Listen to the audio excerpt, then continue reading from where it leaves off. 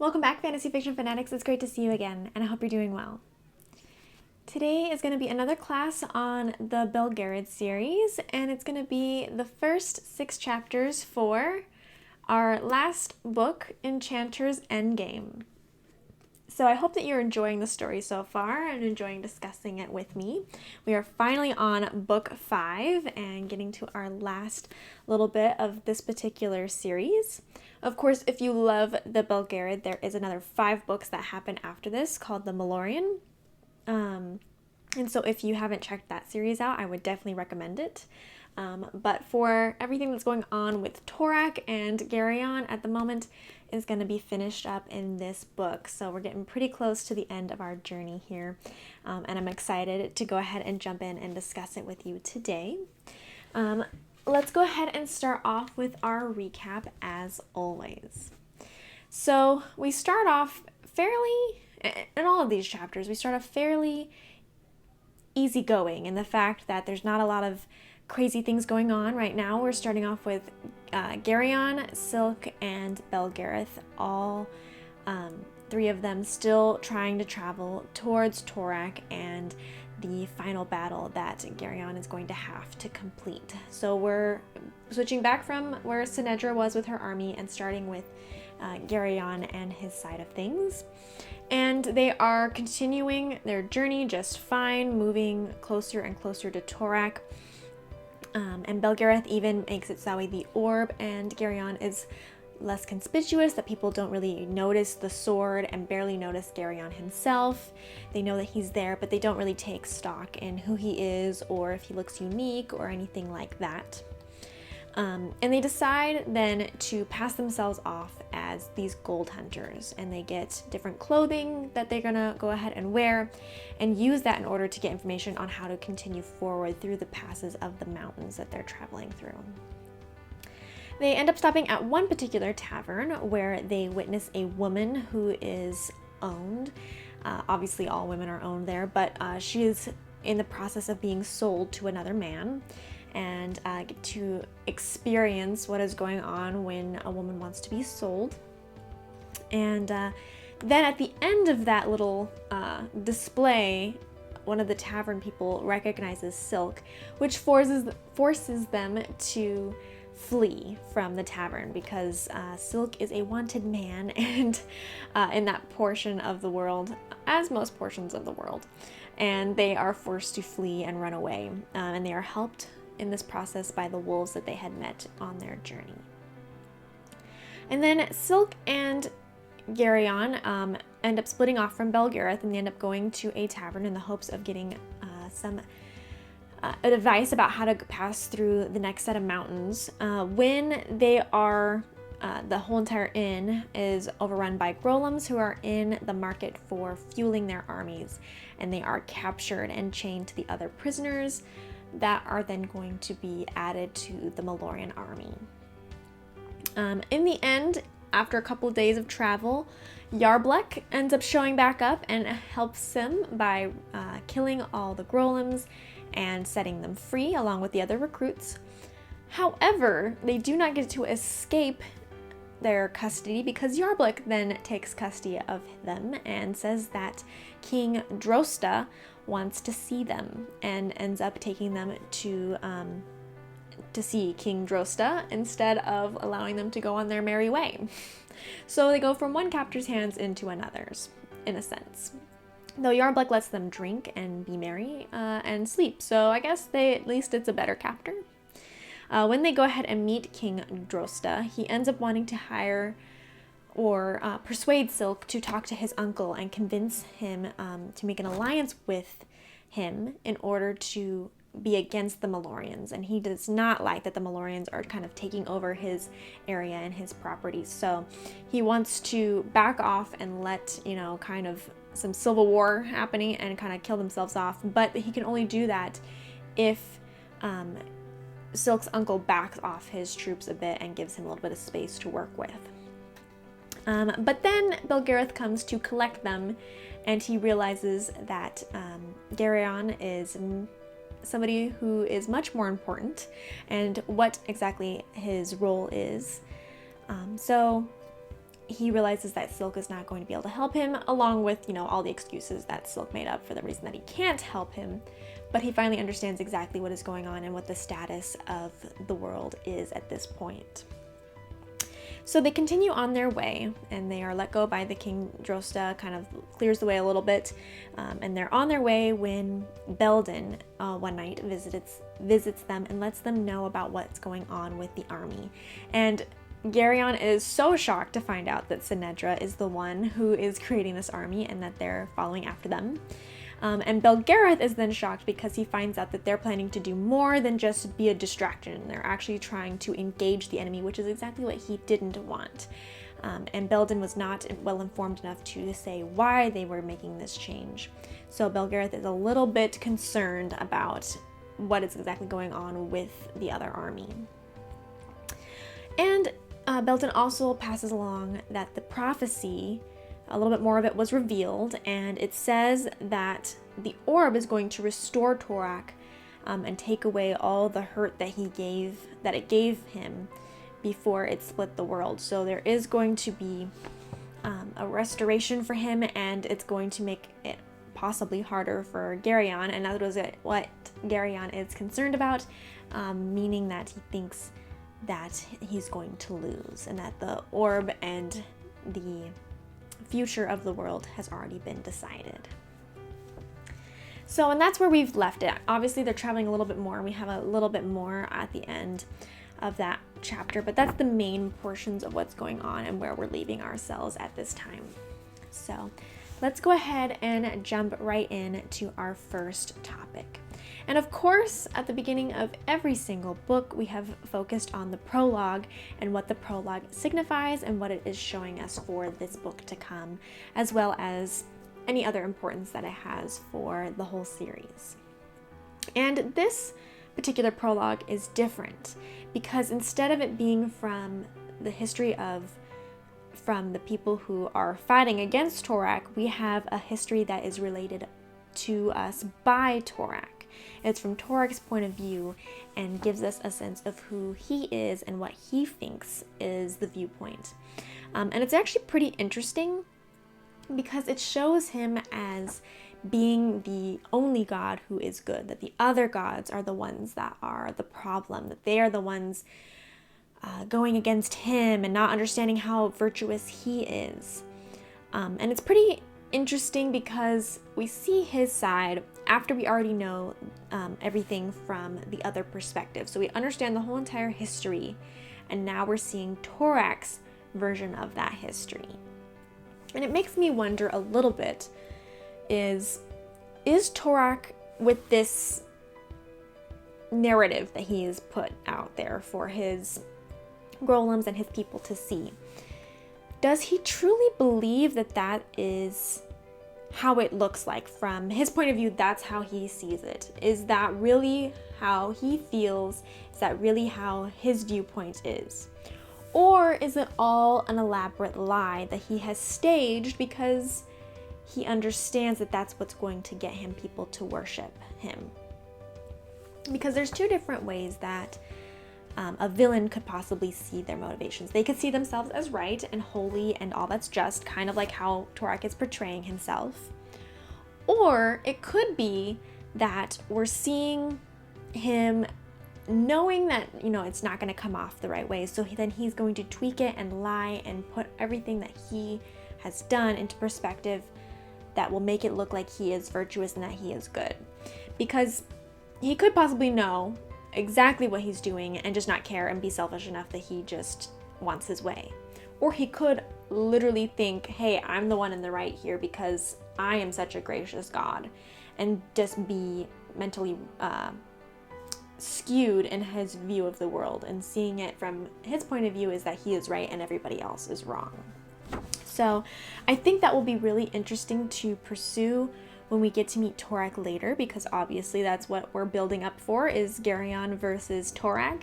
So it does seem to be implied that we're going to meet Torak for sure later in this book. And so it'll be interesting to know if that ends up being the actual case, that Torak thinks that he is right and good, or if he expresses that he knows that he is who he is and he just wants it his way anyway, and that he is staging this lie in this prologue. I think it'll be really super interesting to be able to kind of analyze him and see where we stand at the end. And hopefully we'll get that chance to talk about that later. But I would love to know your viewpoint on whether you think Torak thinks that he's good or if he's actively lying. I would really love to know your opinion on that and what your impression is. And then I think that it's also interesting because this is the only prologue that we've had so far that actually notes that it could be unauthentic, that this is a retelling or a rewrite or possibly not the original book. So it could be a fake right now, or whatever it is that this telling is, it could be altered or not authentic to the original text. So I think that's also very interesting that we have specifically pointed out that this is not the original text and could possibly be skewed in some way. If it is skewed, what does that mean, and who is putting out? Obviously, it'd probably be the Grolim since they are in charge of the book, but is that their way of controlling things? So is Torak even the one lying, or is it the Grolims in order to get people to cooperate and to worship Torak? This prologue also hits very well in this particular context because we're at the end of our series here. So we've had 4 other books to learn the history, to see what's going on, to know the problems that these people are facing, to build up to this point where we're like, okay, we're going to fight off against Torak, and then we're placed in the position where we see Torak's point of view, and we can understand how skewed it is and how, it's not what it seems, with the fact that it's untrustworthy. We see what is the trustworthy side, and then we're seeing the untrustworthy side. Because if we saw this at the beginning, or maybe even book 2 or something like that, it'd be hard to be able to tell what is true and what is exaggerated or what is skewed. But now we can see that sense of that falsehood in this beginning, this telling, and we can see how it has those real aspects in there, and then he's really skewed it to be in a positive light and to be a good, holy light, versus it to be what it actually is in reality. So as a reader, we've gone through all these things, we've processed all these events, we've seen what it's like for people, especially for Torak's people being sacrificed and things like that. And now we're truly getting the picture of exactly who Torak is and what is expected of his people. And then we see this kind of skewed, holy looking Torak, and we can recognize it as what it is, which is something that is skewed and wrong. Next, let's go ahead and talk about some world building. So I have 2 different things that I feel like really are building our world, building culture, building people, that are really important in these sections. And as it being the start of the book, again, it's really nice to have a little bit more of a sense that we don't really know all about this world, and that's why we're still learning. Even after 4 books, we're still meeting new people, new cultures, understanding new things, that this world is much bigger than us as a reader can truly understand, even after 4 books. So it's really a rich world, really a rich thing that has been created, and really realistic, because our own world cannot be understood in such a small amount of time that you need to experience and to see things. And so as we're experiencing more and seeing more, we understand more and we're seeing more, and that the world building is constantly going through each of these books. So the first thing I think is really interesting is now we're seeing the people, the Nadrak people, and it seems like they're very much a drunk people, in the fact that we start off this book with like every tavern and how everyone is like getting drunk. I mean, even Yarbluk is like somebody who drinks all the time. The first thing he does after he saves them is like, let's have a drink, let's just get drunk. And it seems like everybody, for every Nadrakian, is that how you would call it? I'm not sure exactly what the title of those people would be, but if you are Nadrak, it sounds so weird. Anyway, if you are the people that live in this area, it seems like you're all gold hunters and drunk and snoozing in a bar. That's kind of the perspective that it looks like, at least from the point of view from where we are and what Belgariad and Garion are all saying is that they're pretty much just love drinking. That's really all they care about, is drinking lots and lots of alcohol. And then the other big thing that we learn is that they, in this culture, own women, and that in order to be a part of this culture and to move in this culture is you have to be, if you are a woman, you must be owned by a man.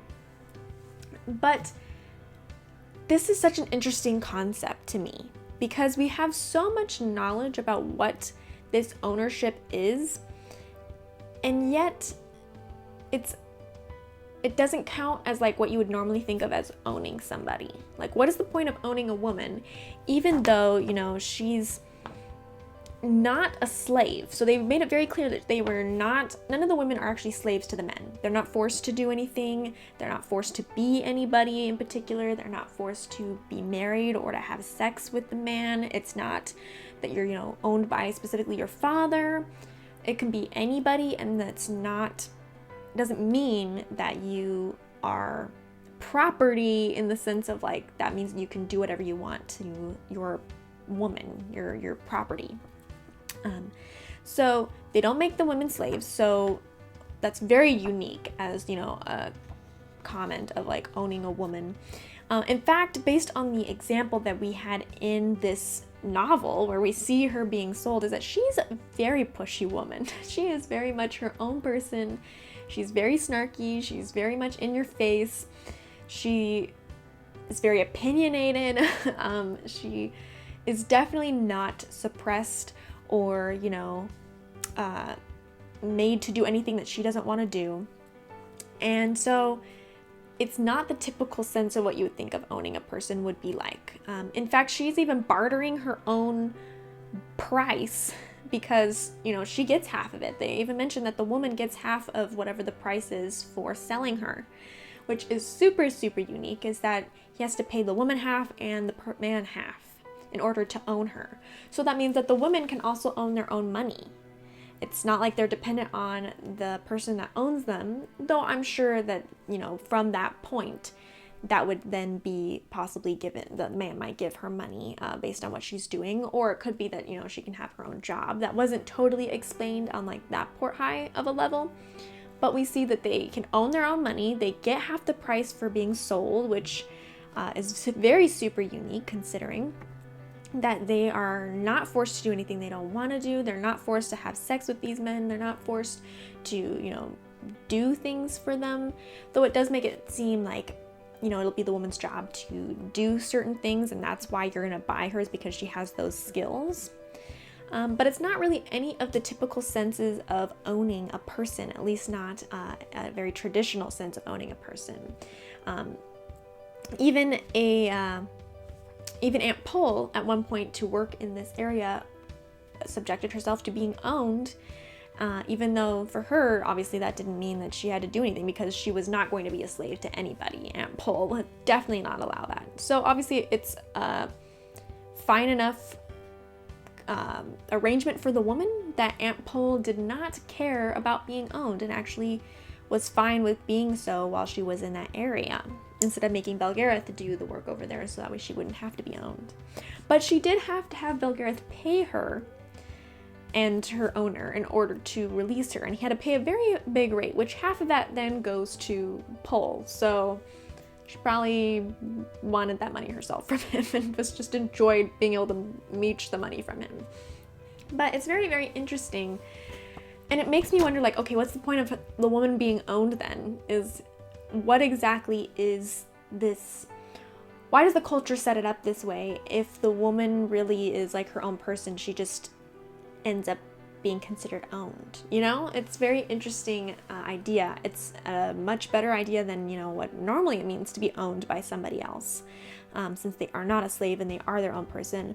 But to function in society, they must be considered the property of a man. So I think that's super, super interesting, and I'd love to hear your insights on why you think the culture has been set up that way, and why you think that they continue to uphold this custom of owning a woman, even if that doesn't mean that she is property in the same sense as, you know, most cases like being a slave or being forced to do things that she wouldn't want to do. And then let's go ahead and talk a little bit about the Morindom. So I think it's super interesting that we actually get a good look at their culture and who they are, and we get a little bit more of that world building, even though we haven't actually encountered them yet. So we might be able to learn more and have a bigger account of like who these people are in the next set of chapters, because we're getting close to seeing them. But at the end of this last chapter, we really get a sense from Belgariad, explanations as to who they are, what kind of culture they are, why they're so dangerous. And it's because they don't have any god above them to take care of them or for them to worship. They're very similar to the Ul people, as Belgariad explained. And instead of being able to find a god that would be willing to take them in and to become the people of that god, they never found a god. So instead, they use magic in order to control devils and to worship evil spirits, which, it's kind of the same thing in this point of view. But still, they try and control these spirits, they try to manipulate them, they try to manipulate each other. And it's a very dark community, a very dark culture and set of people. And that's why it's so dangerous for, Belgariad, Garion, and Silk to be entering their territory. And they've got to do it very carefully. Otherwise, there could be big problems for them. So I do think that's super, super interesting. And we've already got quite a few details about this and about how, if you don't control the evil spirit, then that spirit will consume them. And so it's very much a high risk society as well, because they're dealing with such dangerous stuff that it can easily blow back on themselves. And then it can be worse for the whole culture in general, because Belgariad didn't mention for sure, but if the spirit then consumes them and there's nobody to control them, what then leaves that spirit to not wander the world and do other things that could affect a lot of other people? So we'll have to see a little bit more about that, and we'll get even more details in the next upcoming chapters as we interact with them. But I think it's super, super interesting with the explanation by itself. And it even brings more world building in the fact that we are getting another look at how magic works in the society. So as Belgariad mentioned, is that him and Garion, they're considered sorcerers. And Ampol and everyone else that is under Aldur is sorcerers and sorceresses. But that's not the only kind of way which, sorcerer and sorceresses work with the will and the word. That was how we were explained magic. That's how we've seen Garion and others around him do the magic. But as we talked about before with Vordai, is that she was a witch and she did not have the same abilities and she did not have the same magnitude of power as Belgariad, which is why she asked him to help her with the Fenlings. However, now we're seeing magicians. And magicians are the ones that are, conjuring up these evil spirits, these devils, these malevolent beings into the world, and they're using magic, and it's not working through the will and the word. We are not understanding exactly how it works. Obviously, he's not laying it on the table, but it's not the only way we have found to do magic. We've got, a witch's magic, and now we've got a magician's magic. And I think it's super interesting that depending on what kind of magic you use or what kind of way you do work magic, you're classified as a different person or a different kind of magic wielder. And you're classified then with how much strength you have, because a witch could not do as much as a sorcerer. And of course, Belgariad is, a top-notch sorcerer with a lot of abilities and magical powers. So that as well adds into how much magic can be worked by a person. So I think it's super, super interesting, and we're learning even more about the magic in this world, even at book 5. So I find it super great that Eddings really lets us see little bits, but even all the way this late in the story, we're still learning, we're still growing, and we're still understanding new things that are coming up to us even this late in the game. Let's go ahead and talk about Garion's mentality now. So from the very beginning, book 1, to now, we've had different intervals where we kind of get a glimpse and get more explanation of Garion's feelings. And usually those feelings end up moving forward and moving forward and moving forward until something happens where they resolve and we move forward. Kind of like at the beginning when Aunt Pole was treating him like a child in his opinion. And he would be very upset about that and very kind of trying to get into trouble just because to try and prove that he was an adult. We had the times when he felt like he had no family and he was upset about his family when when Belgariad told Garion that, his family was burned and their house got burned down and got killed, and then he had the resolution of kind of feeling like, oh, he does have family with Belgariad and Aunt Pole. And we had the feelings of like, hey, I don't want to be a sorcerer. I don't want to do magic. I don't want any of this. And then he's kind of moved past that now into acceptance. And so we kind of have these different points where Garion has these emotions that then have to be dealt with. And at this point, we really see a lot of emotions are playing through his mind, and they're very much very sad emotions. We've got that he's sad and lonely and misses his friends. He really, really misses Aunt Pole. He's gone a long time now without seeing her, and he's just very depressed by that because Aunt Pole has always been his rock and has always been with him since he was a little boy.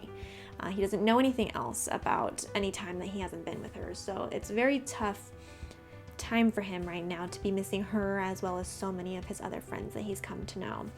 And though he doesn't want to admit it, he misses Sinedra a little bit. So we have that. And then we see that he is very stressed and under a lot of pressure, obviously, from the whole fact that he's going to have to fight a god, which is totally understandable. I totally get it.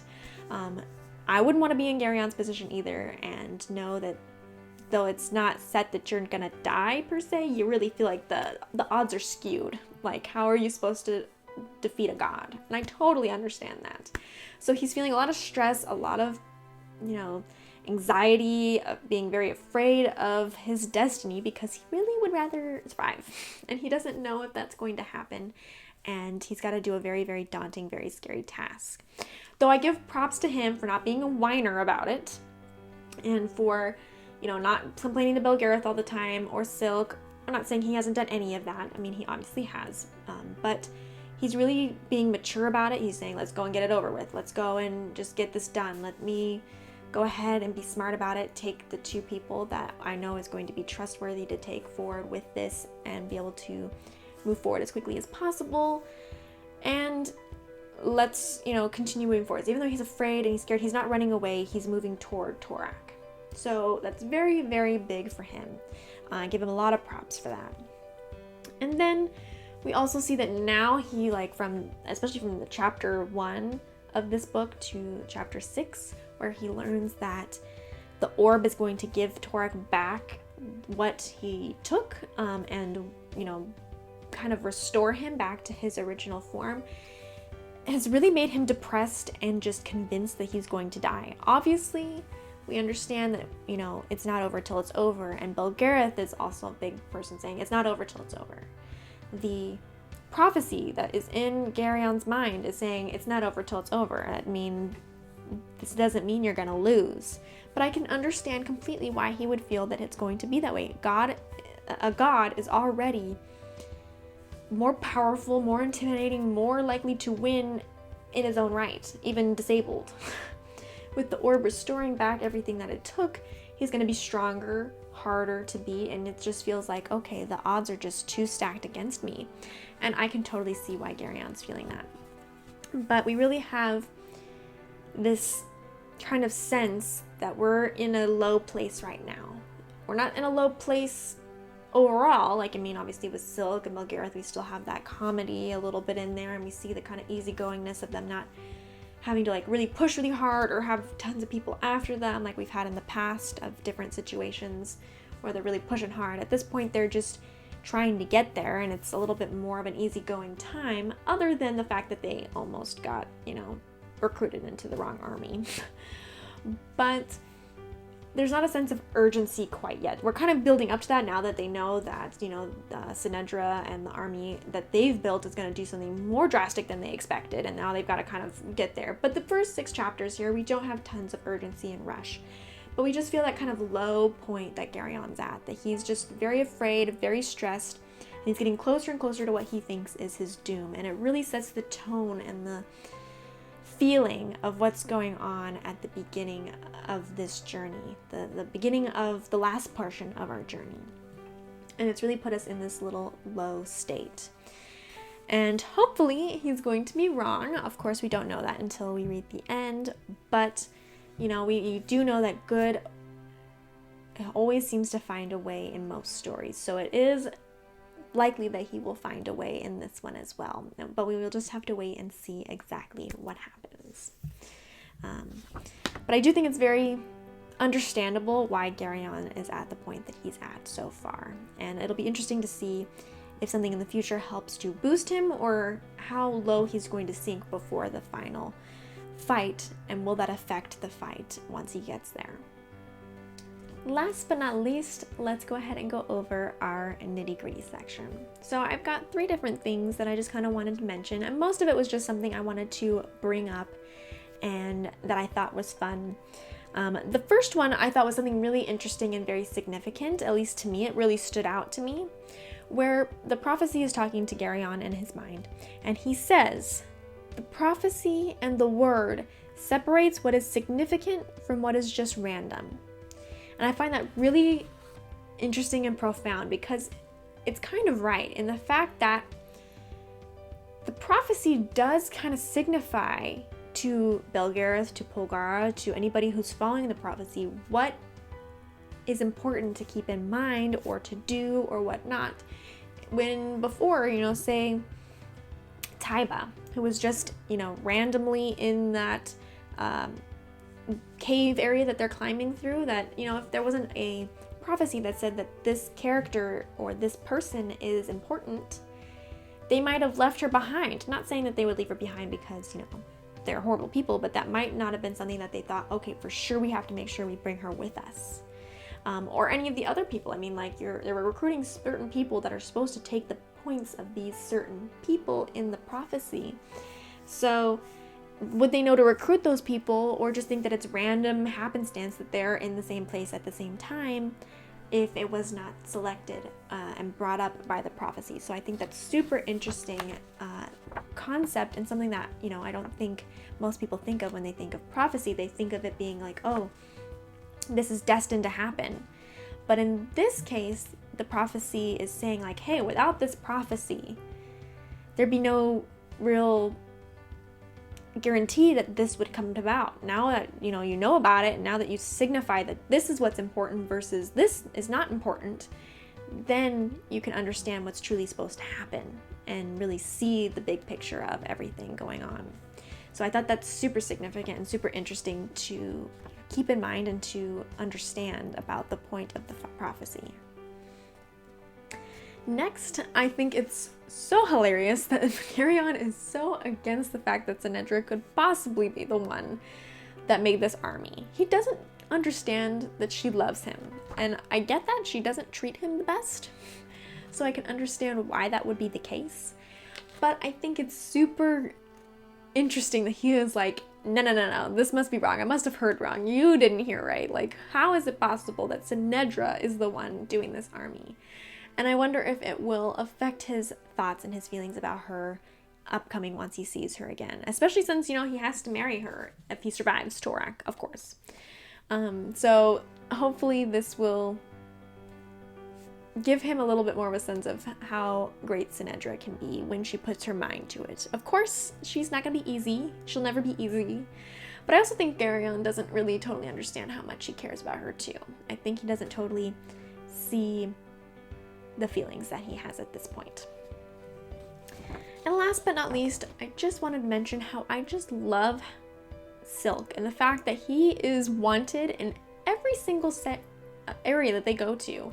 Every single little section of this world he has managed to go to, and now wants to be killed by or hurt by somebody in every place. Like, he is just always wanted, and it's always a problem. Always a problem. It's never simple when Silk's around, and it's good and it's bad at the same time. And it also gives me much enjoyment to just to know how much of a scoundrel he really is. and how much he always acts like, oh my gosh, like, this is an injustice towards me. What did I do? I didn't do anything. Like, I'm just hanging out. Like, why are you wanting to kidnap me or to kill me or lock me up? Like, I didn't do anything wrong. So I think I just love how, you know, he's so like, oh my gosh, like, what are you doing? Why are you looking for me? It's not my fault. I didn't do anything. So it's definitely, he's very much of a the character that brings you joy, and he's very much a scoundrel. In many ways, he has similar qualities to Tass in the fact that he's very much like, what? I don't deserve to be treated poorly for this, from Dragonlance. And so I do see the similarities a little bit there, and I think that those are fun, especially since Tasselhoff is one of my favorite characters, especially in Dragonlance. So the similarities in that kind of character really gets to me. I just really love the characters that get into trouble and then have to, or not have to, but see the fact that their trouble really shouldn't be, and then their opinion shouldn't really be matter or to be a big deal. It's just always fun. It's just really, in my opinion, very fun kind of character. All right, I think that is it for my discussion on the first 6 chapters today for our last book of the Belgariad series. I'd love to hear your thoughts and opinions about anything I talked about in this class, or if I missed anything, or if you want my opinion on anything else, please let me know. I'd love to have a discussion with you. But before we go ahead and wrap up, let's go over our trivia question. So I had quite a few people who answered the trivia question this time, so thank you so much to everyone who participated. I really enjoyed seeing your answers and seeing who got it right, and what other answers that you came up with. So the correct answer for what character I put up there was and what series he was from is his Dark Materials, so nice job. And then we had correct participants were Paul, Kathy, John, Tim, Lumos, and Christian. My demon is a jackalope. All right, so congratulations to everybody who got it correct, and thank you so much to everyone who participated and plays with me. I really appreciate it, and I always have a good time seeing your guys' answers and seeing who gets it right. If you yourself would like to join the trivia question and see if you can get it right, you can go over to the blog, fantasyfictionfanatics.net. If you're on desktop, it'll be on that right-hand side. You'll just have to scroll down just a little bit in order to see it. If you're on mobile, you'll have to scroll almost all the way down to the bottom of the page, and there you will find it. If while you're over at the blog, you'd like to check out other content from me, there is tons over there. There are book reviews, there are book recommendations, there are different things about my thoughts on different fantasy or book aspects. There is trivia, there is some personal ones on there. There's also different terminology stuff over there. So there's lots of fun things that I put out there, and I'd love to hear your thoughts and opinions on anything on there, as well as if you'd like to see any particular content on the blog as well. All right, if you would like to contact me, and down below is not the best place, you are more than welcome to contact me through Twitter, which is at fantasyfiction1. You're also welcome to get updates from me about my postings and such on there. Same thing goes for if you want to follow me on Facebook, which is /fantasyfiction1. And you can get updates from me as well there. Reach out to me, whatever works best for you. Though, the best place I think to go ahead and connect to me, as well as your fellow fantasy fanatics, is on the Discord, because we are chatting on there. There's lots of people over there so far. Chatting, having a good time, discussing fantasy, discussing books, discussing different types of things in general. We have a great time just getting to know each other and discussing different things that we enjoy. I've got some writers over there that also promote their books and things like that. Music, all kinds of things over there. So you can either direct message me through the Discord, or you can contact me as well as your fellow fanatics on there. And the link is down below if you'd like to join. We would love to have you, and love to have you enter the conversation and talk about our favorite books and fantasies together. And I guess that's it for me today. I can't wait to see you guys in the next class. and I'll see you then. Bye!